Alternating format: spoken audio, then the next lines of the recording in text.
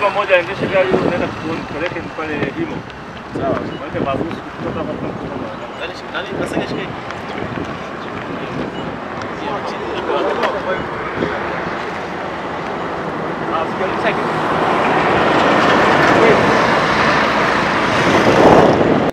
Gari ilikuwa mbele na mimi nikafuatia kwa nani pale nikaona magari yako mbele ule mstari ambao uko katikati.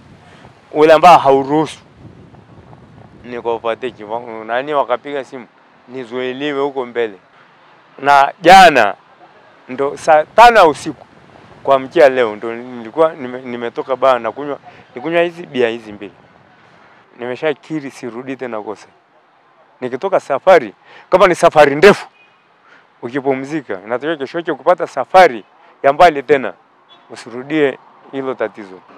Hata hivyo tumeendelea kuwakamata madereva wote wanaofanya makosa ya usalama barabarani. Ambapo leo hii tumekamata makosa mbalimbali yakiwepo dereva wa serikali akiwa anaendesha gari la serikali akiwa amelewa. Dereva huyu tutamchukulia hatua za kisheria ikiwemo kumfungia leseni yake. Tumekuwa tukishirikiana na LATRA pamoja na kamati ya usalama barabarani kuhakikisha kwamba mkoa wetu unakuwa shwari.